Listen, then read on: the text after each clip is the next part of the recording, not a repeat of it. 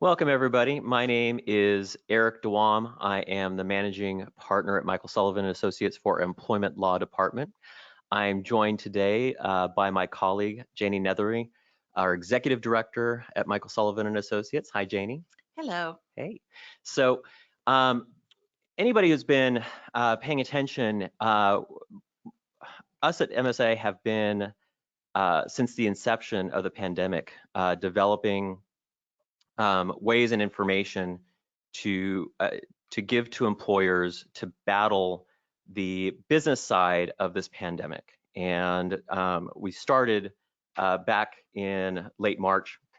We've had 10 different webinars, and on top of that, we have developed an ebook called Navigating COVID-19, Legal Guide for California Employers. We're very proud of it. We thought it was really important to not only provide this to our clients, but to everybody abroad as a free resource. Because reality is we're all in the same boat, and we found everybody's asking the same questions. Every day poses a different challenge, a different question that we have to struggle with. Many of these being what have been called first generation legal issues, things that we've not had to tackle before in the workplace, things that we have to learn as we go. And that's one of the main reasons I wanted Janey to join us today, because as all of our businesses we need at least one person at the head and the helm of developing these plans of returning to work. And Janey is ours, and with the help of others. And I think it's important to get perspective of people who are dealing with this, who are developing the plans, who are tackling the questions of things that we've never dealt with before. And the reality is that will change as we go. Once we get the workforce back, that will again change in the weeks to come, because what we think might work may not work at all.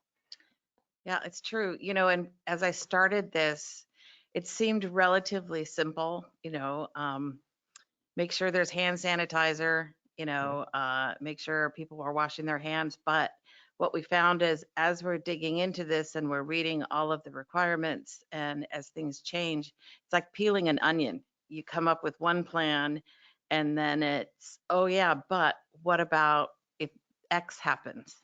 So I'm really glad we started early because we've been working on this now 3 weeks and we're still not done. We're still reiterating and we're still adding things because of all the details that have to be worked out. Yeah, we have, before the state imposed order went in, we actually had all of our employees work from home, seeing that was a big issue. Right. And our everybody's still teleworking for now until we can get a plan fully in place, right? Correct. Yep. Yeah, and I think everybody's dealing with that, and they're going to be dealing with people who don't want to come back. Yep. People who are scared to come back. And on top of the legal issues of leaves and ADA, disability issues, those types of things. So I mentioned the webinars that we've put forward. It's 1 through 9. They're available. Today it's 10. They're available on sullivanattorneys.com, along with the link to our ebook. Each of them deals with a little bit of a different issue. The first one was out of the gate before we really knew anything, which is why the third installment came, which is called The Burning Issues. I had a problem with that title, but I got overruled. That's okay. Essentially, and I'm going to be referring to these as we go in, Chapter 3 really goes into the laws that we're dealing with now, which includes the FFCRA, emergency paid sick leave, the Emergency Family Medical Leave Expansion Act. So go back to three. I'm going to touch on those issues today. We just don't have enough time to delve into them in detail. But also two, which was our reasonable accommodation webinar, discussing the interactive process in dealing with the disability questions and the potential disability questions that come up with COVID-19. Now, a lot of that is looking in our rearview mirror. The purpose of today is to look forward. What do we do? What do we do now? Everybody was hit with all of these questions for the first time. Everybody handled it the best they could, but now we are in a place where we return to work, and so I want to be forward-looking of what we can and we should be doing. So the general plan for the session today is we're going to talk generally about the government's plan to reopen the businesses, the return to work planning that goes into it, the pre-planning before employees get there, what you do once they are there, the kinds of issues that will be raised on the ground. And we're going to be talking about OSHA issues that will come up, wage and hour issues, leave laws overlapping with FFCRA, briefly, just so you are aware of what the problems are to spot the issues, and discrimination and disability components. Now, full disclosure, SOC is a neutral provider. I am a guest speaker today. I will be as neutral as possible. But the reality is, and I'm well known as a grizzled, cynical defense employment law trial attorney, I cannot be anything other than what I am, but I will try and keep a rein on it. So, but no absolute promises. I will try and keep in line, but I think the information that we're presenting is really applicable for everybody, right? I think it's a benefit under these circumstances, regardless of what side of the legal battlefield you're on. Everybody has to be ready for their employees to come back. And so a perspective of someone like you is very important. Oh, thank you. And I hope to keep it in line, but if I stray, you know why. So we're going to start with just the general ideas, and those who have heard me before know I really do not stick to slides. They're here for you. In fact, they'll be in PDF form for those who are listening. I believe on your left-hand side, there will be the PDF format of these slides for you to download, to print, and to go over. These are kind of just some guardrails so we don't fly off and go on a total tangent. But as everybody knows, we are in the process of a phased approach to reopening California businesses. Depending on your industry, everybody's at a different part of that phasing in. And some are already have their employees back because of the phasing. Others may not be planning to have their employees back for weeks or maybe a month away. But as now, we have to be contemplative of what the general guideline is. And I put the hyperlink down there for you because everything changes on a day-to-day basis. There's a few resources you should be paying attention to on a daily basis. One of them being SullivanAttorneys.com. But reality is also the governor's website, because orders come down regularly. Also, the Department of Labor website is critical, and the EEOC website, as well as really instructive of everything we're going to be doing from a health and safety perspective, is the CDC. And those directives and guidelines change regularly. Okay, so I put this up to get an overarching theme of what we need to keep in mind. Now, the governor has this plan to reopen and puts these components out there, which say one thing, and I'll put that at the tail end. I'll just read them for the moment. The ability to monitor and protect our community through testing, contact tracing, isolating, and supporting those who are positive or exposed. The ability to prevent infection in people who are at risk for more severe COVID-19. The ability of the hospital and health system to handle surges. The ability to develop therapeutics to meet the demand, and it goes on.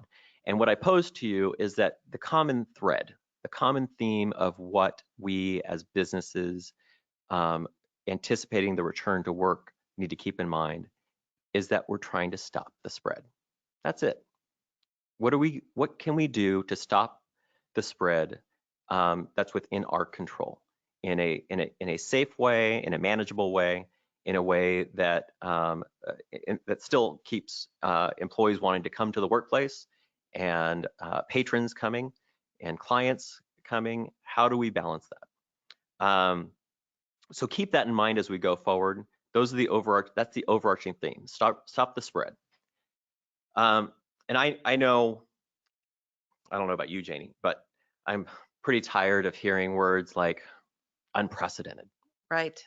New normal. New norms, Right. yeah. Flatten the curve. Flatten the curve. Yeah. But that being said, given these unprecedented times, we have to adapt to the new normal and flatten the curve. No, I agree. And I think it's really good to remember what you just said, Eric, about what are we doing? What are we trying to accomplish? Because if you read the criteria that the governor has laid out, and just as me in my position, I'm reading that, I'm thinking, well, great. What does that mean? Right. So it's just really helpful to keep in mind the whole point of what we're doing. Because if you read those guidelines and start there for creating your plans, it's not going to help you because you don't know the conditions of the hospitals. You don't, Right. I mean, you don't know. So you don't know, and it's a lot of the guidance that we're getting is knee-jerk guidance. correct. And typically when we get new laws, new orders, new ordinances, instructions from our governor, our state, these have been vetted, well thought out, and that's not what we're getting. No. And that's why it changes on a regular basis, is they don't have time to think about it and put something out there that is really effective. Well, and it's not a broad perspective either. I mean, we're talking to experts in COVID-19. Right. And so that's good. That's what we need right now. But that's not, they have tunnel vision. So we have to think for ourselves when it comes to stuff like this. We do. And no matter how long you've been practicing or working in this in any particular industry, it presents new challenges. Yeah. And although we use these governor's guidelines and our local ordinances, and we have to comply with them, it's just important to keep in mind what the purpose is. If we're ever in a position where we have to defend what we've done, we're defending the purpose behind it. Correct. And keeping that in mind. So the emphasis that we're hearing and everybody hears daily is 6 feet apart, physical distancing, wearing personal protective equipment, PPEs, face masks, face guards, gloves.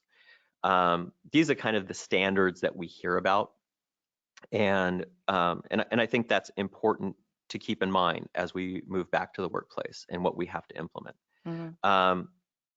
The reality is, although we were hitting the side of the head with something brand new, something we didn't expect at the beginning, we have to expect this again. And when we do these plans to come back to the workplace, we have to also plan that we're going to have to go back home. There might be a resurgence as they, predict in the fall. The underlying factor is nobody knows. Yep. And now that we've been through this unprecedented time, it is now precedented. So we should plan, although nobody wants to be in this position ever again, should plan for that future when we're bringing employees back to the workplace. Let's see. Oh, so the phasing in, I'm not going to get into a lot of detail about because it changes on a day-to-day basis, but it's based on the degree of risk associated with whatever industry you're in. And things like salons and spas, those are still technically closed. Gyms, which may be opening, relatively soon. Originally they said, July, but now we're hearing in weeks, so we don't know. But in any event, depending on what industry you're in, you're going to have novel issues to deal with, and everybody's different. We're an office, Right. we're a law firm. It might be a little different than what many of our listeners are dealing with, but that's what we need to be creative about. Where we put up plexiglass, Right.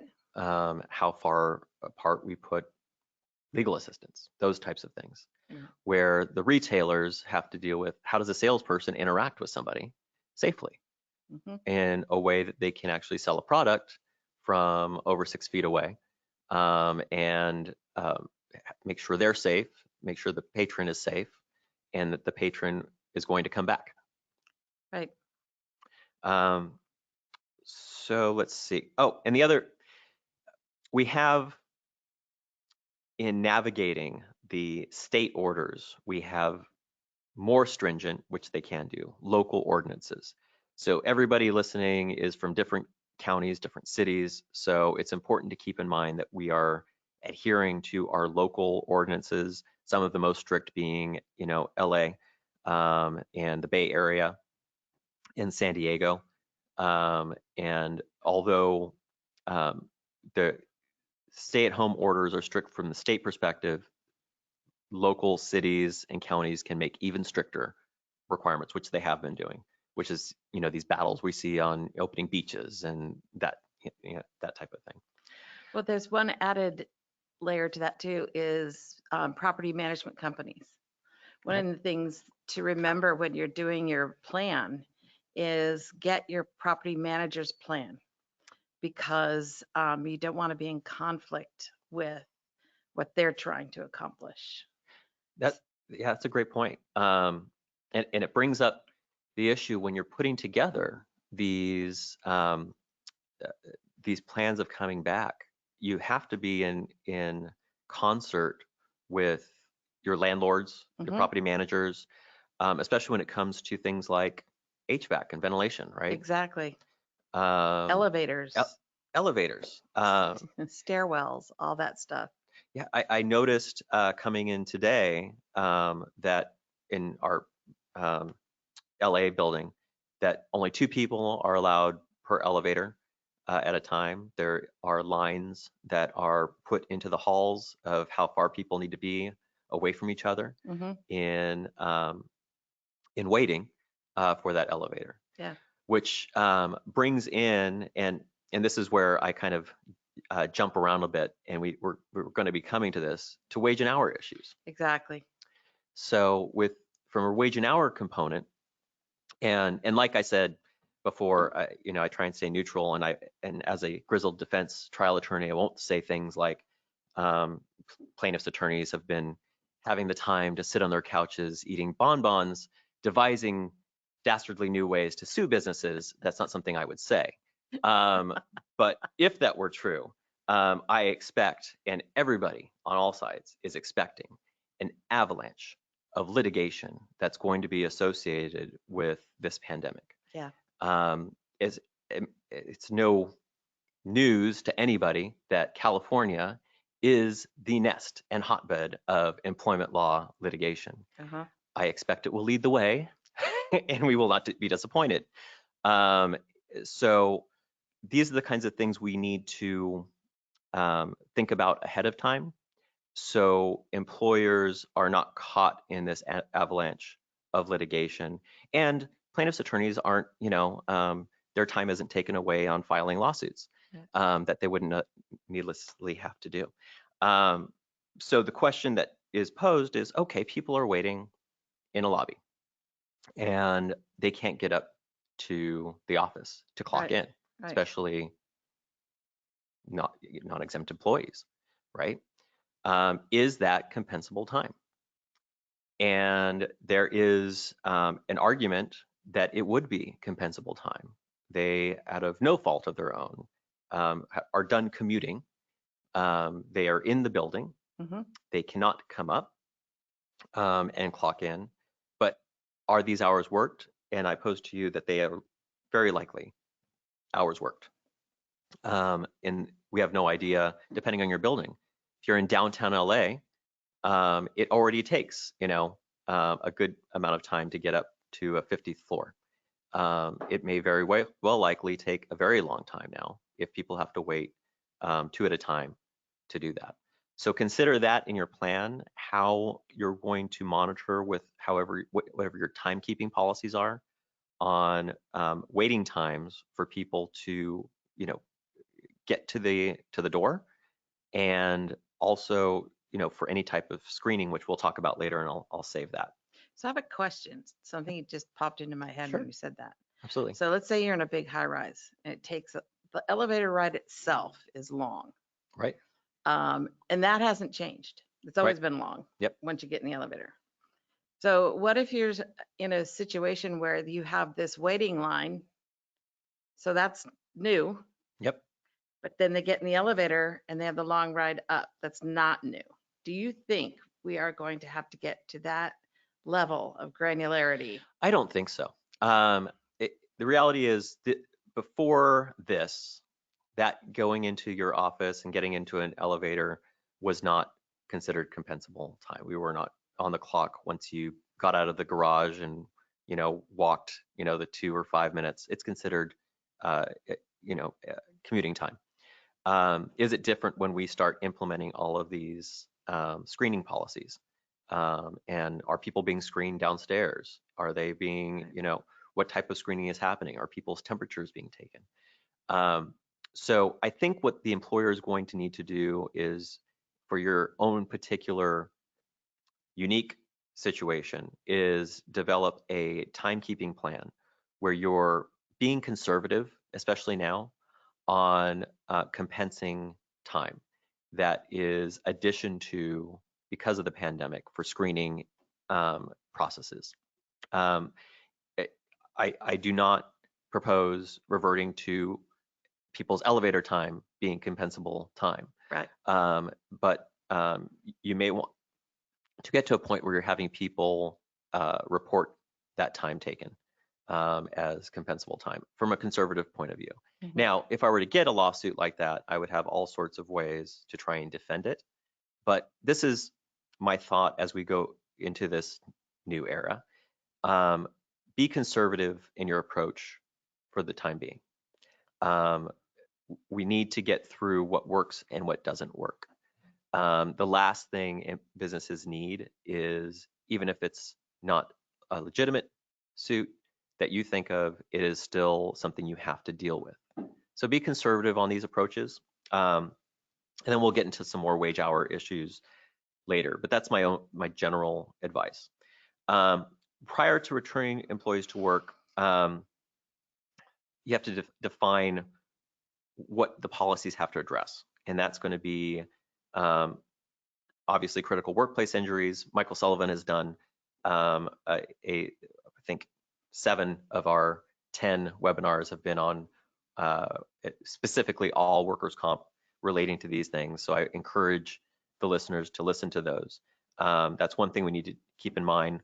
But how we deal with it when we're returning everybody to work, when people are reporting illnesses, whether or not they are in fact work-related. I do not delve myself into workers' comp. I know enough to be dangerous, so I refer you back to our exceptional experts in that field in our firm. General health and safety, which is going to be the big issue that people have to tackle with, and how we stop the spread. Employee relations, everybody's coming to this with a different psychological effect from this pandemic. People are scared. People want to return to work. Some people don't want to come back to the office. I think the first month or so of doing it is going to be a lot of, I wanted to say hand holding, but you don't hold hands. Elbow Coaching, bumping. elbow bumping, and 6 feet away coaching. But I think we have to be sensitive to that going in. And the benefits that we're dealing with. What leave is paid time off leave, what's paid sick leave, what are FFCRA benefits, who's tracking them, those types of things. So let me get this moving. Okay. One of the questions that we get quite a bit of is, OSHA and Cal OSHA reporting and issues. Now, depending on the industry you're in, there are different requirements, but generally you have to report and protect from recognized hazards causing or likely to cause death or serious physical harm. We'll get into some of the factors that would be considered an OSHA reporting requirement, but generally everybody needs to be putting in place an illness prevention program, which Janey's doing for our office. For your own workplace, identifying the correct and correcting workplace hazards, ensuring the employees comply with the policy, which may be difficult in and of itself, right? And it's one thing to have a policy. How do you make sure everybody wants to go back to the way they were? Yeah. Everybody's going, it's human nature. Everybody wants it to be like it was. And it's going to take some time to train people that it won't be that way, at least in any near future. And investigating injuries and illnesses, how those are reported, and providing training when necessary. And training is going to be the key, especially if you have multiple locations. For example, we have 9 offices throughout California. And the training needs to be for everybody who's on the ground on each office, right? Yeah, I think it's also not just training on wash your hands, all the obvious things, but it's more of a reminder. But I also think there needs to be a little bit of sensitivity training thrown in there. We don't know what people have going on in their homes. Right. Yeah, most people want to get back to work, but some people don't because they're afraid. They may live with people who have compromised immune systems, and we just don't know about those things. Right. So I think that that should be an element of the training.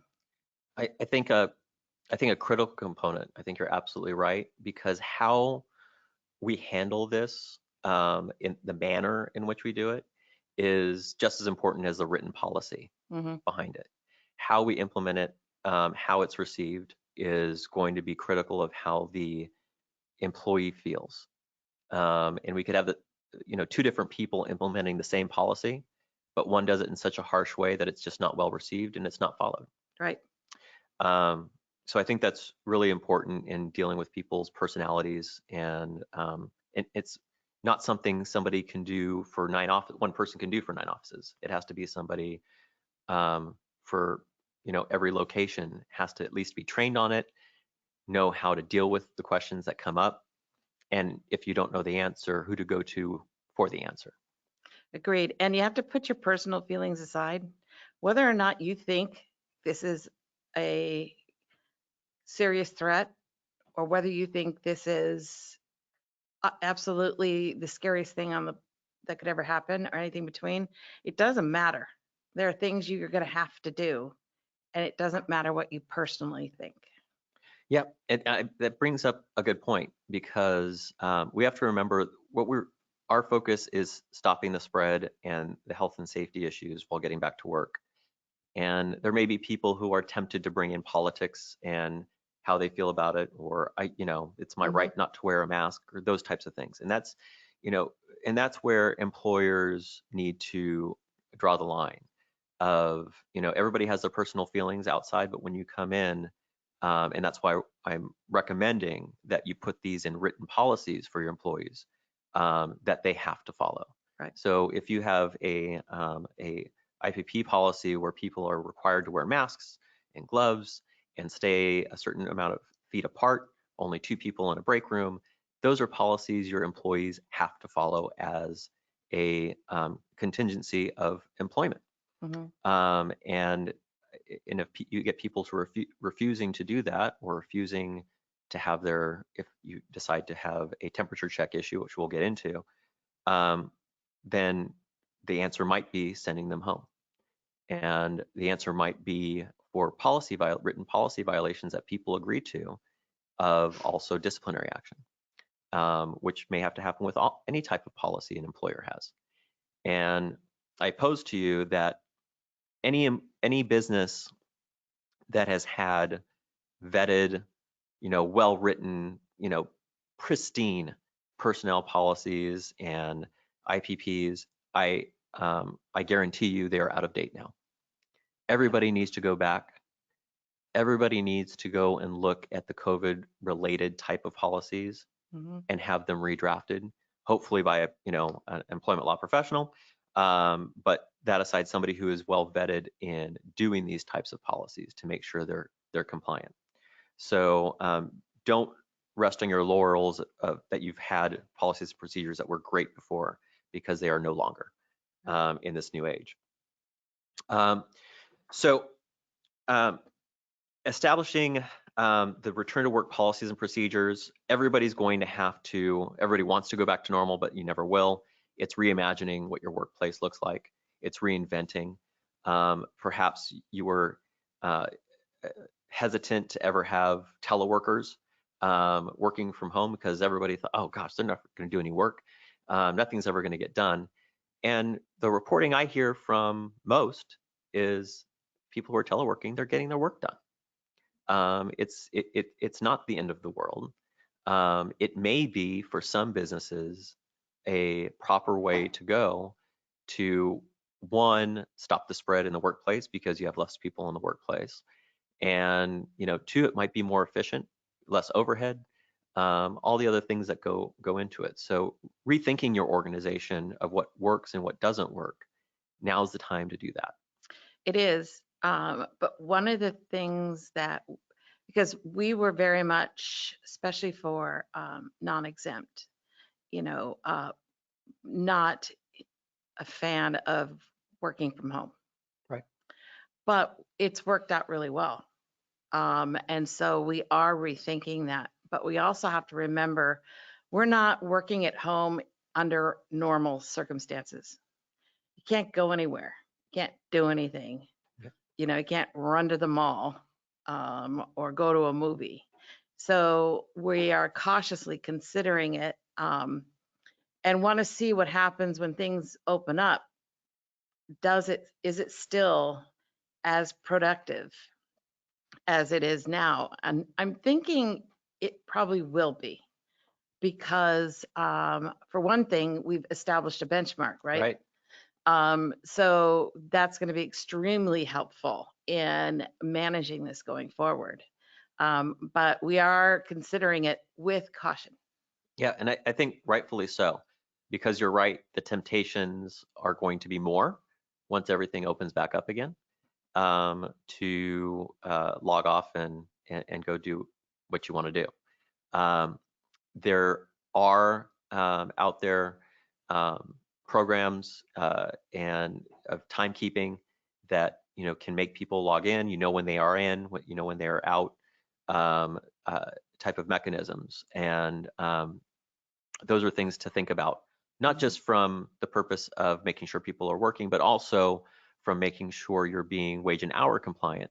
When people are on the clock, you're ensuring there's no off the clock work, those types of things. Right. Because the reality is many businesses will have, some people who are come back to the office, some people who are teleworking, and we have to plan that might be long-term. And we also have to plan that we might have to send everybody back to that at some point in the fall, or at some point in time if there's a resurgence. Right. Other issues we have to deal with is, what do we do with people who are diagnosed with COVID-19, that we know there's a diagnosis? How do we return them to work, and when? And I think the answer to that clear question of somebody being definitely testing positive is that we should have a requirement that they have a release of some sort to return back to work. We're not yet in a place where we have the kind of testing that is so certain that and available to employers that we can test ourselves. Right. That poses another problem of availability of doctors to actually get those medical certifications. So with that in mind, also being flexible and understanding of those difficulties, but I think it makes sense to require those who have been diagnosed or those who have self-reported symptoms and haven't been able to test for COVID-19 to get some form of medical release to go back into the population. Mm-hmm. And have that as part of your written policies as well. Okay, I think I covered everything there. Assessing risk and exposure, we kind of talked about this. It really depends on the industry you're in. Is it, do you have a movie, are you in the movie theater business? Are you in a restaurant, retail? It poses different questions. Are you a gym? And for us, again, we're an office. So it's a little bit different and it's a little bit more low risk. Salons and spas, more high risk. So those are the things you need to keep in mind and to make sure that your plan is appropriate for your business. Let's see. Everybody, we've seen the phases of high risk, low risk, medium risk type of exposure. I'm not going to dwell on that too much because of time constraints. So after determining the level of risk you have, employers should evaluate the measures they can implement, meaning are the construction engineering changes, we'll get into each, administrative changes, and workplace practice and controls. Everybody's going to be a little bit different, so these are going to be some examples of that. Construction and engineering, the obvious are what we're seeing as we go out to these places that are open, erecting barriers between customers, plexiglass, right? Adjusting cubicles for workspace with high walls to avoid face-to-face contact. How are we dealing with that? Well, we're going the plexiglass route. We have all of our receptionists are in sort of exposed workstations that are in the middle of the lobbies. So we are going to be putting plexiglass around all of the receptionists. We're also going to limit people, obviously we do a lot of depositions. Right. In the past, the applicant could bring their family, and we're restricting things like that. So it's only people who are essential to be in the office can be in the office that are visitors. And most of our cubicles are high walled. We have a few offices that are not. So we're installing plexiglass around the lower cubicles. Our benchmark is if you can see the top of their head from and sitting down in the cubicle, then it's too low. Too low. Yep. Luckily, most of our cubicles are 6 feet apart, but we're going to move them to where there's an empty cubicle in between each. And in order to accommodate that, we're going to be having, maybe we're going to stagger days in the office. So we're going to have like a team A that works Monday, Tuesday, team B that works Wednesday, Thursday. That's a great idea.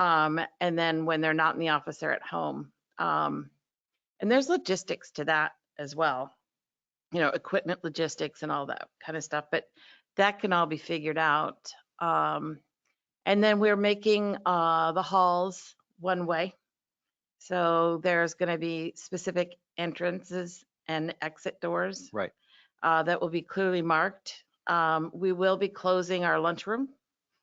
So we're going to have signs that if they want to stay in their cubicle, normally we don't let them eat, lunch at their cubicle because they need time away from their work. Right. But since we don't have a lunchroom, we're going to allow them if they want, or they can do whatever they want. But if they want to stay in their cubicle, then we're going to give them signs that say at lunch, at break, and then the attorneys will respect those signs.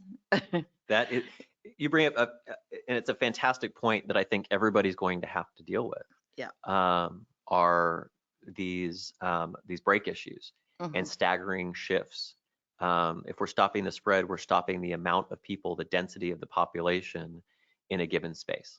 Right. And obviously break rooms, everybody tends to have their breaks around the same time. For meal break, everybody jumps in a break room.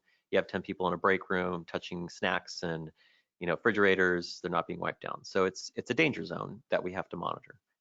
And the issue you bring up with being at your desk, of course, from an employment law perspective, employees are entitled to a 30-minute uninterrupted duty-free meal break. And the reason we don't, and many businesses don't want their employees just staying there eating their meals, is so they don't get interrupted.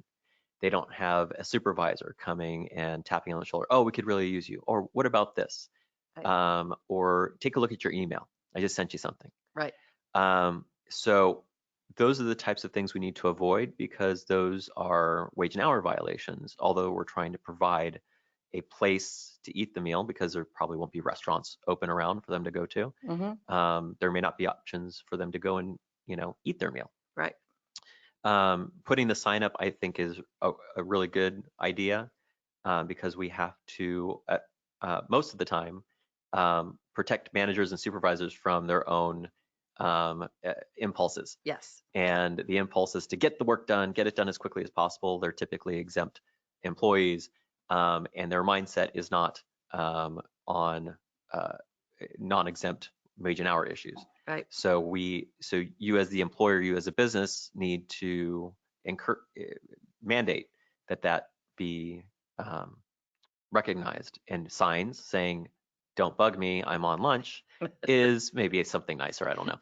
Go away. Go away. Janey said so, and is a good way to do that. Yeah. Along with training, and this is a big part of businesses going back, is training the managers, supervisors, powers that be, decision makers on why you're doing this, and it's different.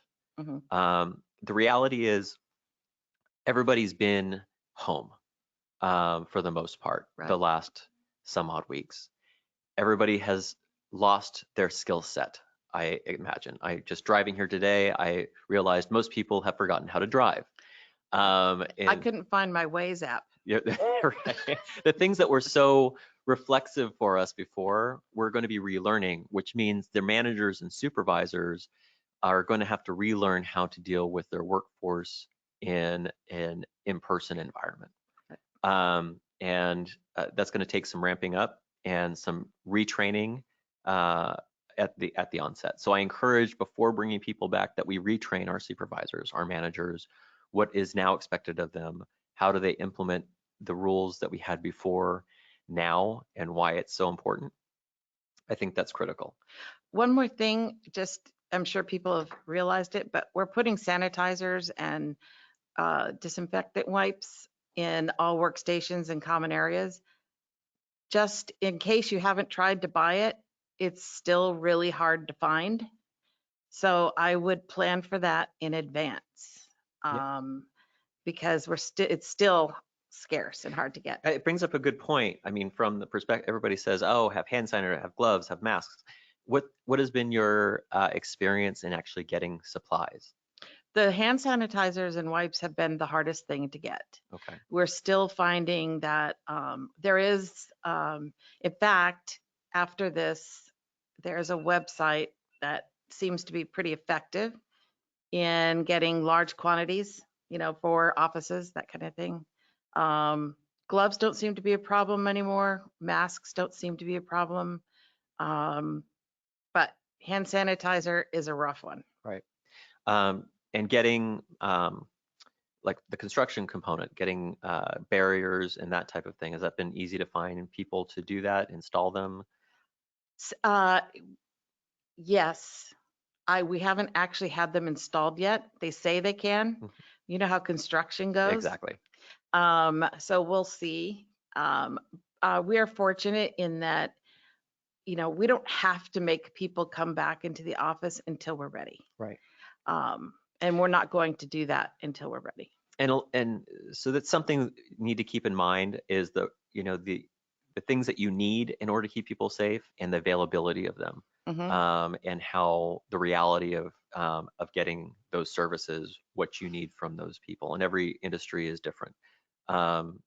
Restaurants have very specific guidelines that were put out. I'm not going to go into detail. I have a lot of restaurant clients, but so I don't want to diverge, but have very specific criteria, obviously because of food safety issues, and the distance between employees and the food, how they're handling it, and the customers.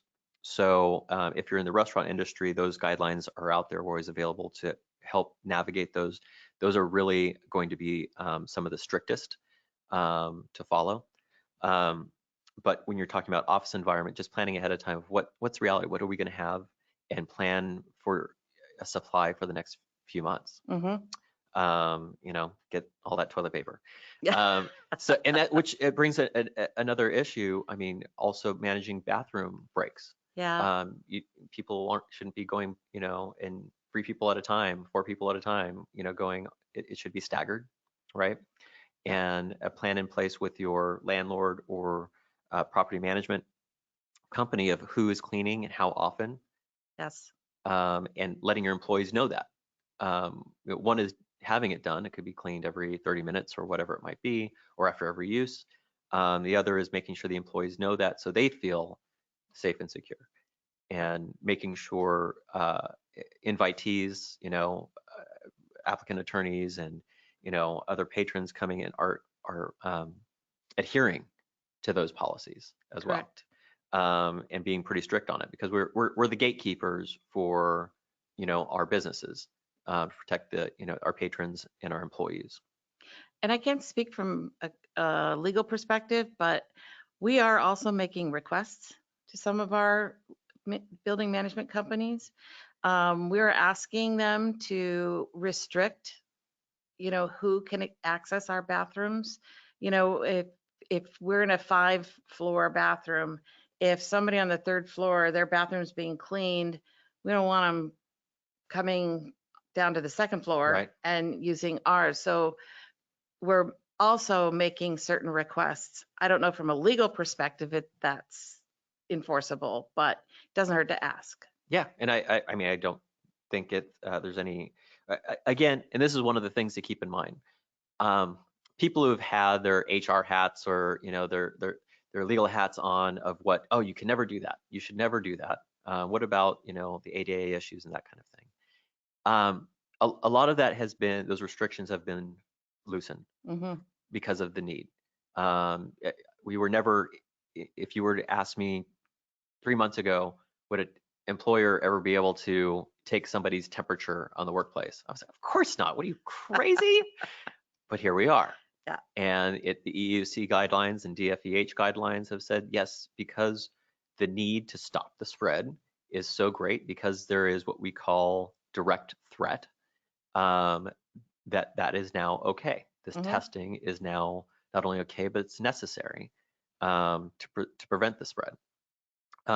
So we kind of have to retrain ourselves, and our impulses were always good before of saying no way. It may be different now, because it's a new world we're dealing with. Yep. Get rid of community candy jars. Oh God, yeah. I was never a fan of that in the first place, but that's okay. But yes, all of that kind of unsealed foods, those types of things, wiping down, refrigerators, cans, those types of things. So I don't want to get too far astray because of time, but those are all important issues to bring up. Administrative changes, your policies on the floor, strict enforcement of policies should be followed once you get them in place, and you need it to be consistent. And the consistency is always going to be your key factor. An uneven application of your policies exposes you to discrimination claims, Why did you enforce that against me and not him or her? Why did you single me out? Why are you only telling the people who are over 65 to do X? So we have to be sure that this is and I'll get into why you cannot do that later, but this is why, although strict, but consistent enforcement of these policies. One of them being, of course, you stay home if you're sick. We're past that world where, oh, I'm just going to muddle through. I have, I have a couple of symptoms, but I'll be fine. No more. No more heroes. No more heroes. You stay at home when you're sick and telework if it's possible, or you take your sick day, or you take FFCRA if it's available. Let's see. Flexibility and teleworking arrangements, we already touched on that. We're going to need to be more flexible than we ever have been before. We were already going in that direction before the pandemic. Now more than ever, we have to open our mind to that.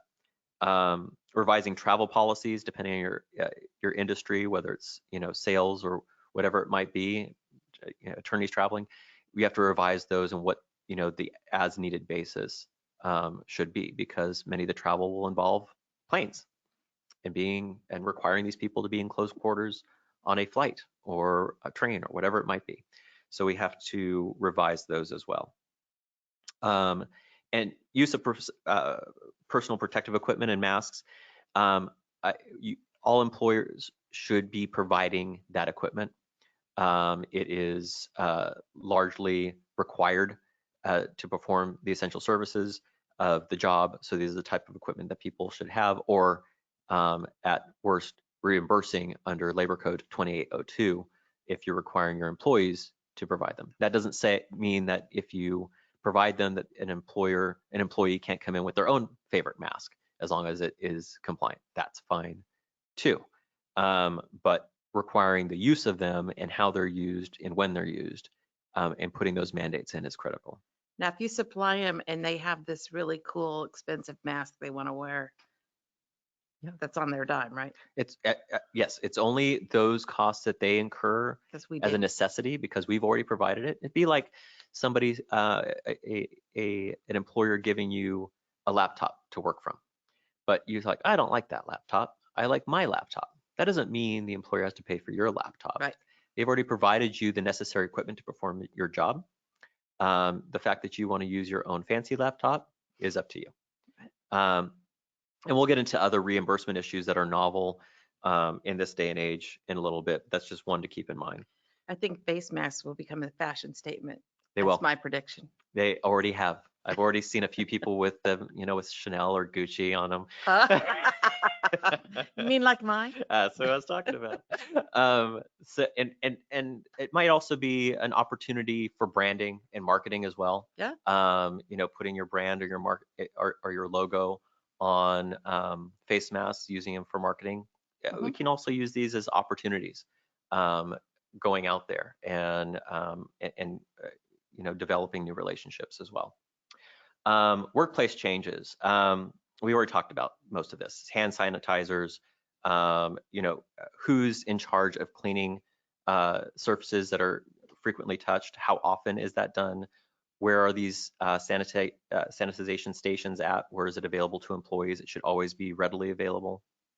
Home self-report for temperature. Now, let me get into this real quick. One of the big trends is going to be, now that we can test for temperature, it's been okayed. The question is, should we? And I think that it depends on the employer. It is obviously a means in order to prevent the spread, and I think it makes sense. How you do it is critical, though. One way is every time somebody reports to work every day, somebody administers a temperature check. And if they are below what has been determined to be the temperature level by the CDC, 100.4, then they are okay. If they are at 100.4 more, then they should be sent home. This poses several questions. One being confidentiality. Our temperature checks at the front door where everybody sees it because, oh, Joe happened to be 102. Everybody, Joe has temperature. Everybody get away from Joe. Well, this is a problem because although we can check for temperature, it must be maintained as medical information confidentially. So whoever is doing it should do it in a confidential setting.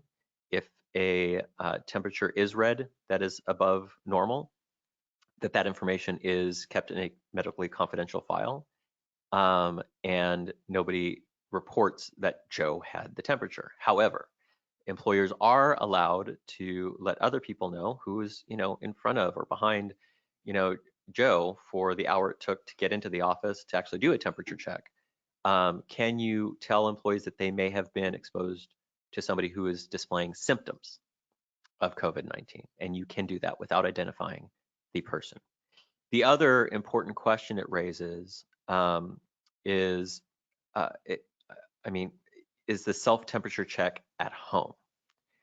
Now, we can say employees, everybody must take their temperature before they come in to work to make sure that they are what we call fit for duty. And if you are above a certain temperature, then you should not report to work. You advise us and we'll go from there. If they do, so the questions that it presents are, well, one, is that compensable time?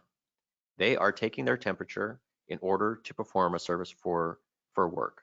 And although there are also arguments that it may not be, it might be what we call de minimis. Starbucks has instructed California really does not follow de minimis standard, where federal law does have that. So it may not be considered de minimis, and I do not want any businesses out there being the one who is the test subject on whether taking temperatures is de minimis work under hours worked compensation. So my recommendation is to compensate that time, to be conservative if you are doing that. The other issue that comes up with that, and again, I'm kind of jumping around, but these issues are coming up now, and I want to make sure I get all of this in during the time we have, is reimbursement. So you have to take a temperature. Well, they already have a thermometer, right? It's their thermometer. We don't have to reimburse them for that. Well, there is case law that suggests otherwise, which refers to cell phone use. Yes, there are people out there, they have their own cell phones, they pay for their own data plans, they would have them either way, so calling them shouldn't be a big deal. This case said, oh no, you're wrong. Employer, you are benefiting from this service that they are paying for in order for them to perform the services. So you must pay a pro rata share of and reimburse that employee for it. Same, I suggest, would probably apply to thermometers. So the solution might be, if you are going to do that, that you do a one-time payment for all those people who are doing self-reporting temperature checks at home for a reasonable amount that would pay for a reasonable thermometer, not the $100 version, of course, maybe the $10 version, and then you have a good faith attempt to reimburse. And of course, employees can always say, oh well, there was no such thing as a $10 thermometer, and you can deal with that whether it's a reasonable cost or not. So it got me, I'm going to get off my soapbox on that issue, but you just get me started and I go completely astray. Well, it's kind of a big deal. I meant to touch on it later, but I want to make sure these are the kinds of things we hadn't thought about before, but we have to think about them because they're new, they haven't been tested, they're first generation issues, and we don't want employers out there having to be the test subject for it. Okay. Practices across all industries that we're seeing, hand washing, train employees on coughing and sneezing etiquette, and hand hygiene, no touching faces. Staggering breaks and meal periods, I think, is going to be a big deal on handling and managing who's scheduling shifts, how those are handled, how many people are taking their break at a time, while still staying compliant with getting those breaks in a timely fashion under California law.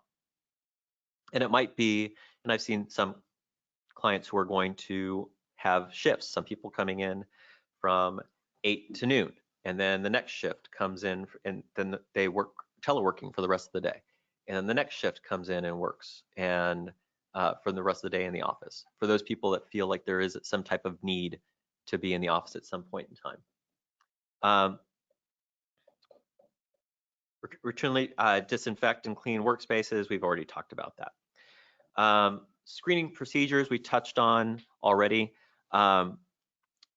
with the temperature checks.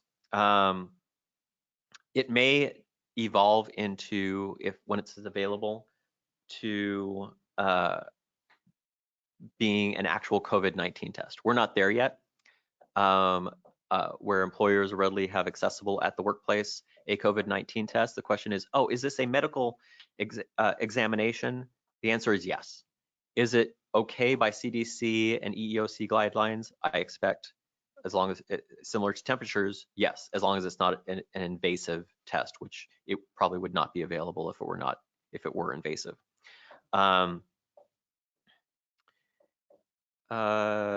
EEOC, and I encourage you to watch the EEOC website. They've come out with quite a few really helpful, frequently asked questions on this issue.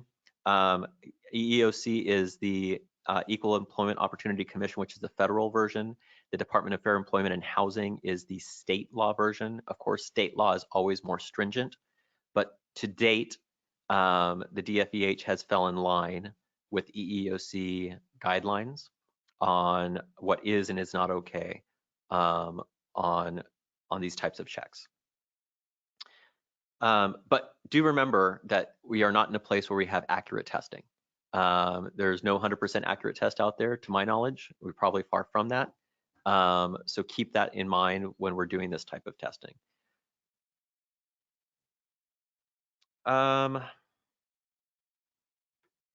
Okay, I feel like we've talked a lot about this already. Screening people who come into the work site, I think that should be done to some degree, whether it be a home self-check or at the office self-check. The problem is administrating something like that. Everybody is going to be different. Who administers it? You know, people come in staggered shifts. Some people will come in at noon. Some people will come in at 2. Is there somebody available at all times to do this testing? Not everybody comes in at an 8 o'clock shift. Everybody's going to be dealing with different administrative issues to tackle. And that's, you know, something to keep in mind. One thing I do want everybody to do, if you're going to do this, is have a written policy ahead of time. All of these employees who are coming back to work know, at least in writing, what to expect differently. The mask requirements, the screening requirements, and acknowledging that they are acquiescing to that. People who refuse to sign, arguably, you should not be letting back into the workplace. And is that a terminable offense? Arguably so as well. Every situation is a little bit different when it comes to termination.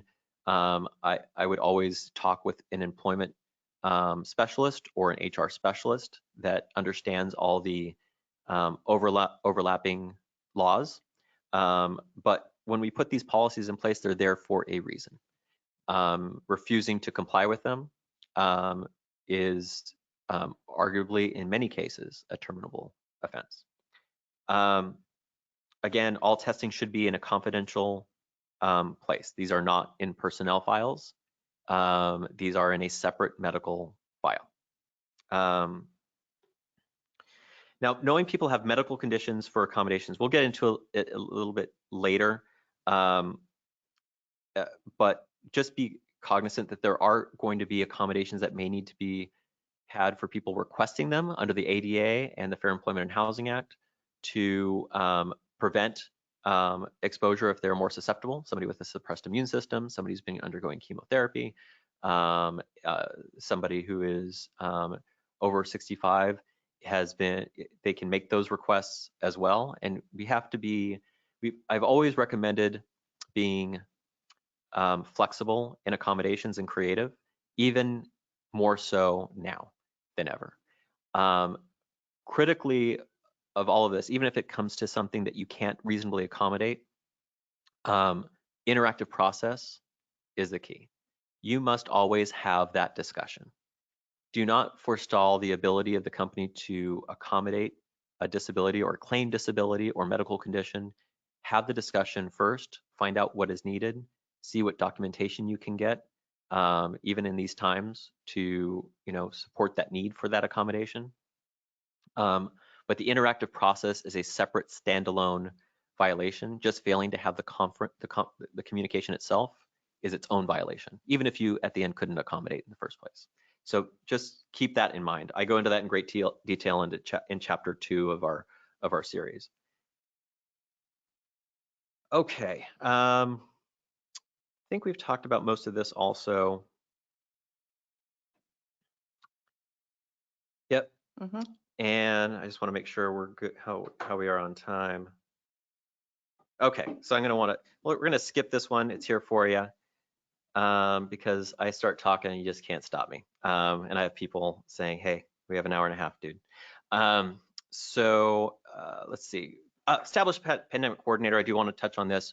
Of course, we all need to have one. Every business needs to have one on the ground.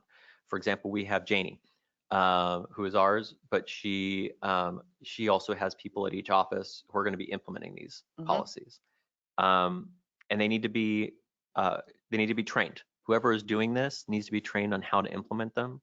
As Janey said, how to implement them in a way that is well received by the employee,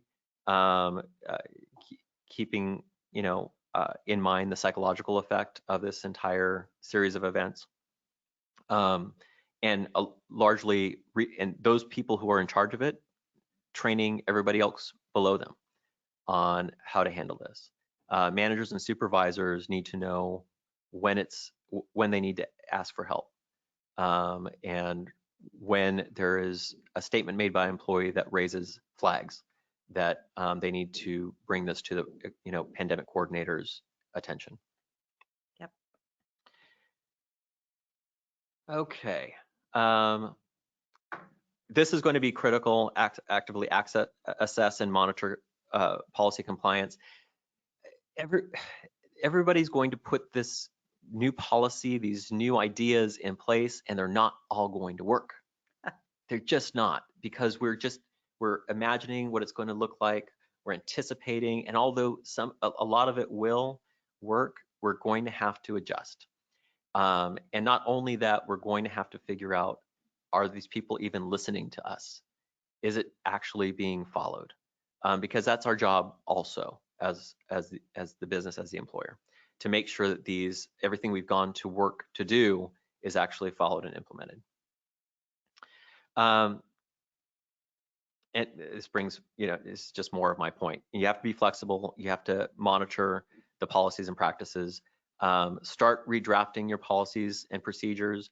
Maybe, get everybody back on board before you finalize your full employee handbook, your new and improved draft, because that'll probably need to be amended within a few weeks after you start, because something just didn't work right.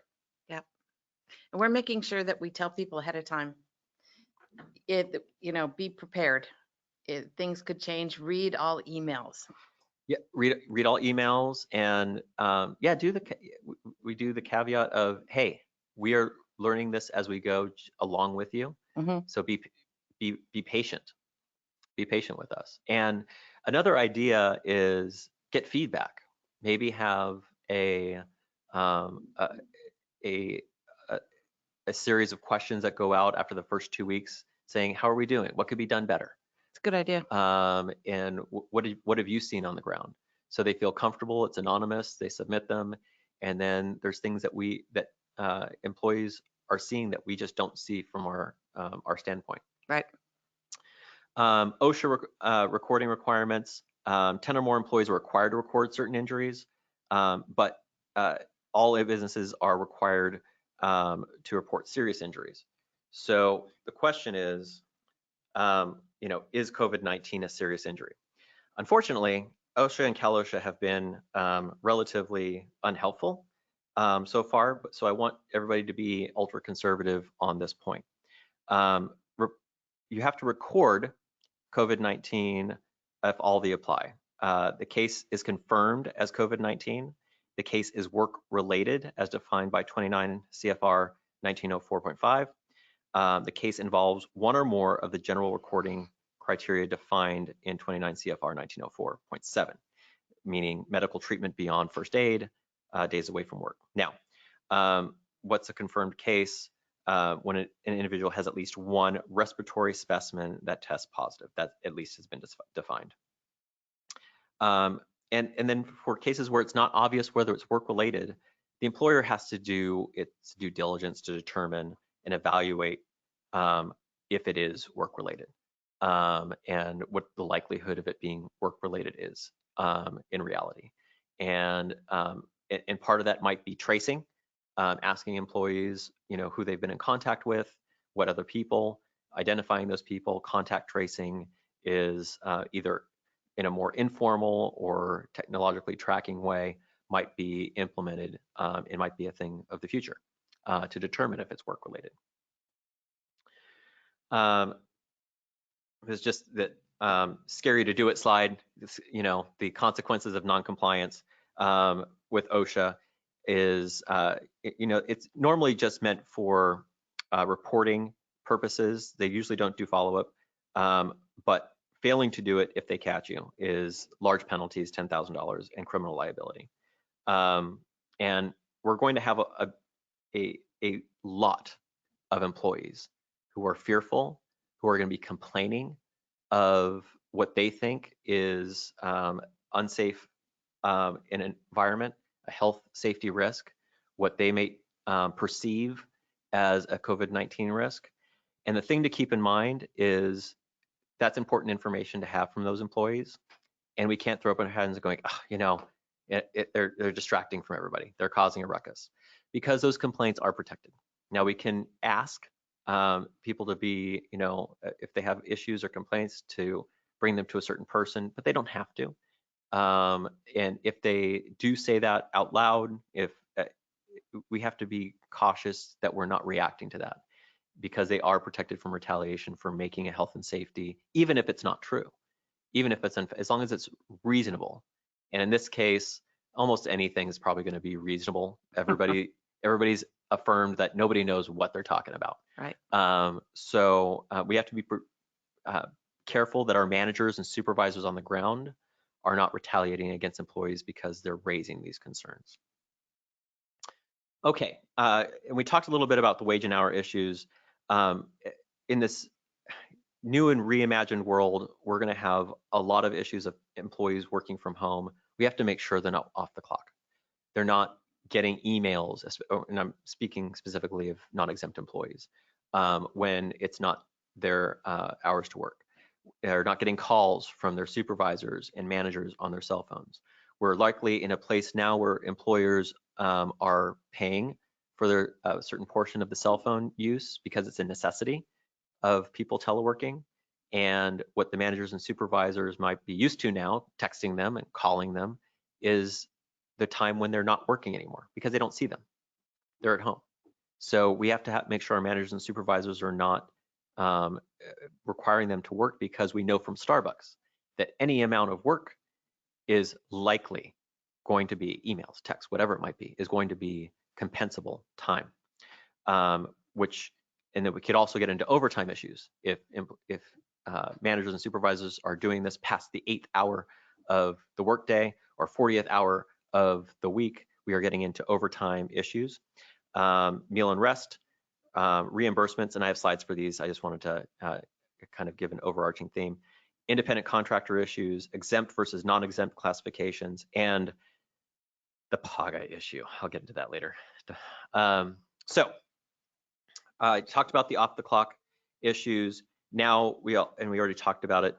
Checking temperature is going to be a big deal, and whether or not that's an off the clock issue, as well as checking in and pre-screening issues. We have to keep those in mind. Meal breaks. I just want, and these are my two charts. Everybody thinks, oh, well, everybody knows when they have to take a meal break by the 5th hour. Everybody thinks this is all well vetted and everybody knows it. But I'll tell you that I am shocked by every person that I talk to that should know this that does not, particularly managers and supervisors, right? Yeah, well, and it's increased from working from home. Employees lose track. They're not in their regular routine. Right. And so we've seen an increase in meal period. So I don't want to go into it. I just want to remind people to pay attention even closer now. Yeah, pay attention even closer, and especially the managers and supervisors that are handling this. I think your idea of putting a sign up is really important to remind people of that. But I would give something like this to each of your managers and supervisors so they are reminded of what is required. And meal breaks should be recorded every day. Rest breaks are not required to be recorded, although you can, but they need to be taken.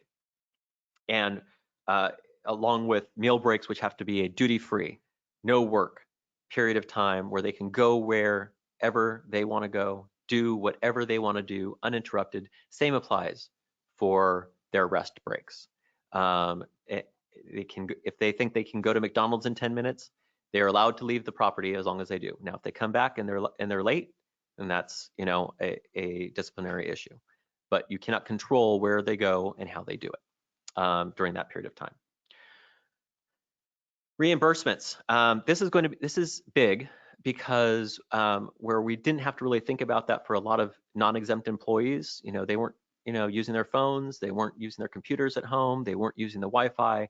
This is different. For those people who could send their workforce home and telework, we have to consider, how we get a hold of them.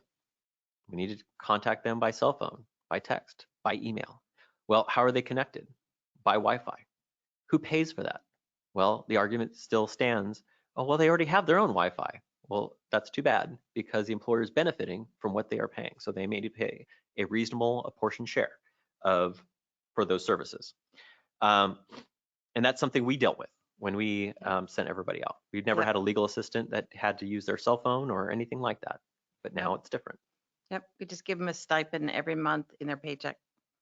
Right, and that is one of the ways you can do it. You can either do it by actual amount or a stipend.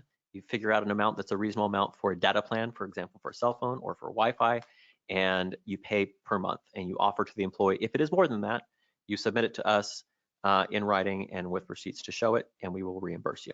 We do it as an expense though, not part of their wage. Correct. It is always reimbursements are not wages. Right. They are expenses only. Let's see. We talked about the thermometer issue. I think we're good on reimbursements. I remember the days, and I brought this up before because I hearken back to those blissful days where my biggest worry was Dynamics and AB5, and then this hit. I know some people will go, oh, we have bigger things to deal with. I am telling you that it is still a big issue of independent contractor misclassification. Indeed, even more so because certain officials our state officials have been tweeting away about independent contractors. And if you think you are misclassified, apply to the EDD and tell them they will reevaluate whether you're properly classified. So this is not going to go away. In fact, in this era, I expect it will be even exacerbated, especially without the further guidance we have. And we have the ABC test here. We have another seminar on our website on AB5 and Dynamics entirely, so I'm not going to belabor it now, but it's something you need to consider returning people to the workforce. If they are misclassified, now is the time to change them and be appropriate. Exempt misclassifications are also going to be a big deal. For exempt misclassifications, and I still get employers saying, oh, well, they want to be exempt. Well, that's great, but too bad. They're not paid appropriately, and they have duties that are not exempt duties, so they are non-exempt. You have to reevaluate everybody coming back because, one, people's salaries might have changed. People might have a different compensation because of the needs of the company, and they may be out of the exempt status because salary is one of the requirements.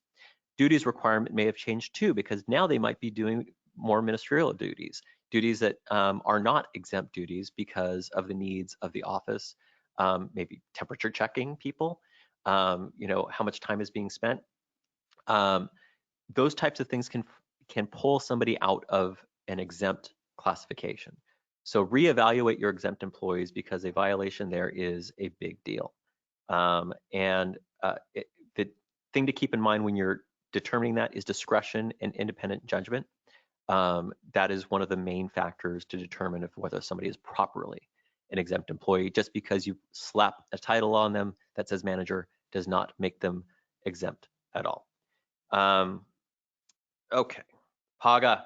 I always get into this. PAGA, I also speak Spanish, so I know the Spanish translation of PAGA, which is in English, Private Attorney General Action, is pay me. PAGA means pay me. So it is a law that came in 2004 that is the hotbed of litigation in employment law.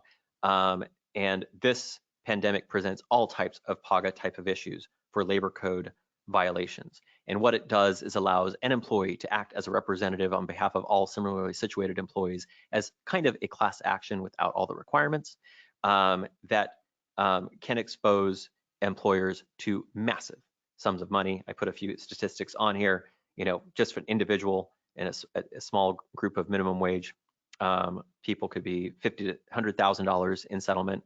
200 to 500 employees with violations could be 10 million to 50 million, depending on how large a company you are. These are not small issues, and they are typically uninsurable. Wage hour issues are typically not insured, so something employers need to pay particular attention to.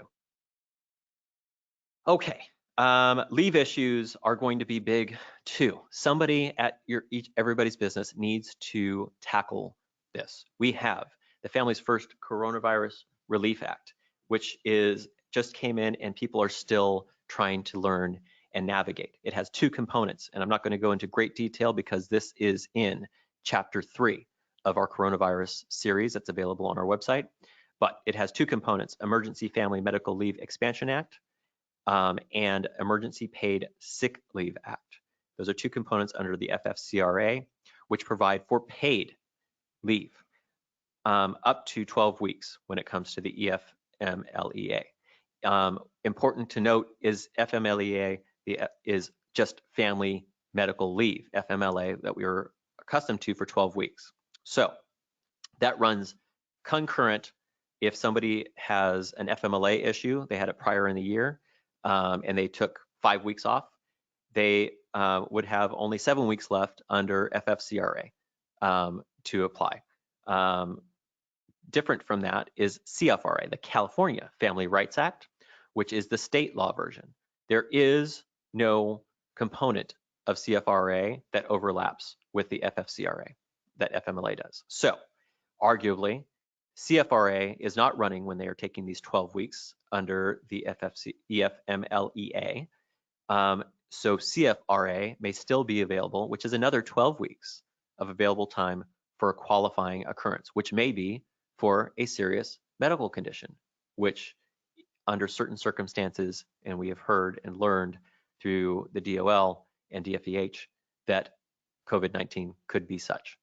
So we have to pay attention to that. Paid family leave are benefits from the state that are available, and paid sick leave, which is state mandated, but employers are always able to give more, which typically they do under PTO policies or unlimited PTO policies, but they still need to be compliant with the paid sick leave laws.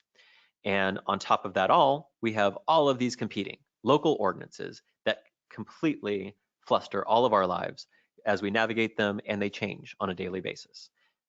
It's important to note that although the FFCRA applies to only employers with 500 or fewer employees, many local ordinances, one in particular, LA, has expanded that for employers with more than 500 employees. So just because you have less than 500 employees does not mean that you don't have to comply with these new rules. Take a look at your local ordinances. It may apply to you as well. And I refer you to Chapter 3 of the webinar series where we go into this in detail. But my big point here is as we get into this, we need somebody on the ground in your business that understands the overlap, the complexity. Anybody who has been dealing with this, they could have been dealing with this for decades. Attorneys, HR people, whoever it is, this is complicated. And the key here is somebody who understands it and knows how to document it, because documenting what type of leave people are on is going to make or break you. And it's going to be determinative of whether you ever get your tax credit for FFCRA as well. So I encourage you to look at this issue. We're available for consult on that issue as well. And disability and discrimination issues. When we get everybody back into the workplace, we're going to be dealing with all types of competing personalities. People who have been listening to their news channel of choice, developing fears, developing prejudices, and we have to more than ever control that. People who think, probably good-heartedly, well, they're over 65, they're at risk, they should not be in the workplace, we should send them home. I tell you now, that is age discrimination under both California and ADA federal laws. You cannot do that. Now, if somebody who is over 65 says, I feel I'm at risk, I need an accommodation, can I telework? That you should be doing. That is a request for an accommodation. It is under our certain set of standards and knowledge, a reasonable one, and if you can do it, you should consider it, along with people who have, compromised immune systems. Similarly, if, somebody says somebody, is pregnant and they're, exposed, they shouldn't be in the workplace, you cannot do that. That is also pregnancy discrimination, sex discrimination issues. So we have to be cautious with that. Now, is it a disability? Can COVID-19 be a disability? And I pose to you that it may very well, especially in California law, which is the most broad definition of disability there is. I put the definitions here. Has a physical or mental impairment that limits one or more major life activities. I give to you that almost anything can impair or limit a major life activity. Drinking too much on Sunday may limit your ability to work on Monday, but that doesn't necessarily make it a disability. But here, given that large, broad definition and the ones below it, COVID-19 under certain circumstances may rise to a disability that you must accommodate. And how you deal with that is you engage in the interactive process. You have the discussion of what this person needs, how long, might be time off, and addressing it from there. You must also, the accommodation requirements have not lifted, so people who have other disabilities, your accommodations have to continue.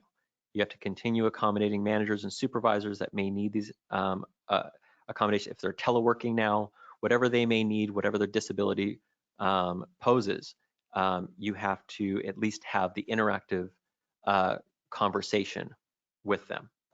And I think, and that is, again, in a lot of detail in Chapter 2.